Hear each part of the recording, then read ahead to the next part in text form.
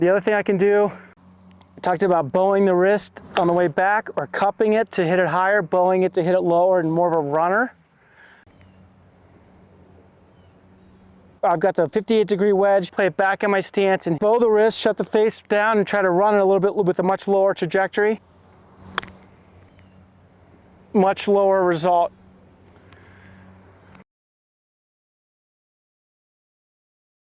Okay, so we got lob wedge, back in my stance, leading edge.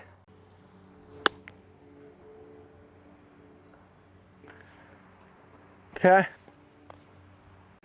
Or I can open up the club face, open up my stance, move it up in my stance as well.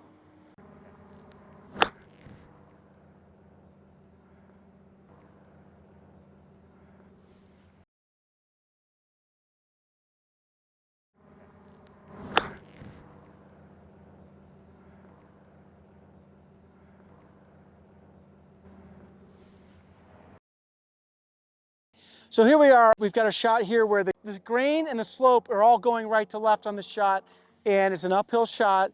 So I'm gonna let that dictate the type of shot shape I wanna hit. And we've got a wedge here and how we're gonna go ahead and let that ball to kind of come off and spin to the left. So in order to do that, I'm gonna go ahead and set my club down towards my target, have a little bit of a closed stance, more toward the right. And then I'm gonna bow my wrists a little bit, which tends to shut the face down and swing a little bit more around myself so the ball lands and runs and has a right to left spin and work with the grain and work with the slope of the hill as opposed to fighting it. And again, the shot dictates this. You know, if it was the other way around, we'll go, which we'll show next, we'll show the opposite in how to deal with it, going the other way. And then the other thing I want to pay attention to is following the shot. When I'm done with the shot, notice the angle of the leading edge of the wedge.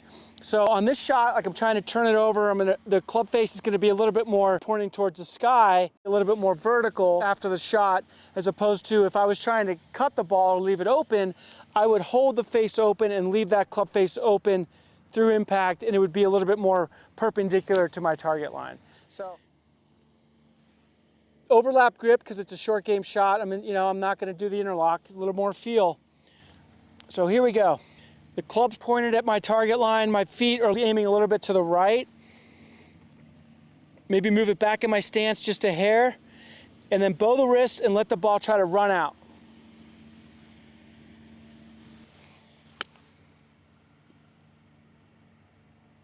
You see how the ball's rolling the right way? That's a good example. So here we find ourselves where the green is sloping left to right, and so is the grains taking the ball that way as well. So in order to counteract that and try to get the ball as close to the hole as I can, what I'm going to do is I'm going to go ahead and set the club down, pointing towards my target, open my stance up a little bit, left of the target, and then this is opposite the shot we just did where it was going, hooking it. I'm going to actually try to cup my wrist a little bit and swing a little bit more out to in and leave the club face, hold the club face open so the leading edge is pointing up towards the sky or perpendicular to my target line when I'm done, as opposed to rolling it over like if I'm trying to hook the ball from right to left. So it's the opposite, right? So put the club down, a little bit open.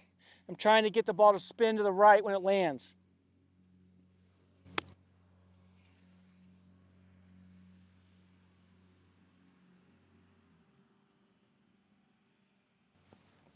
Pretty good.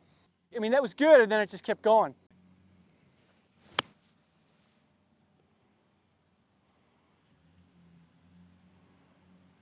That's it.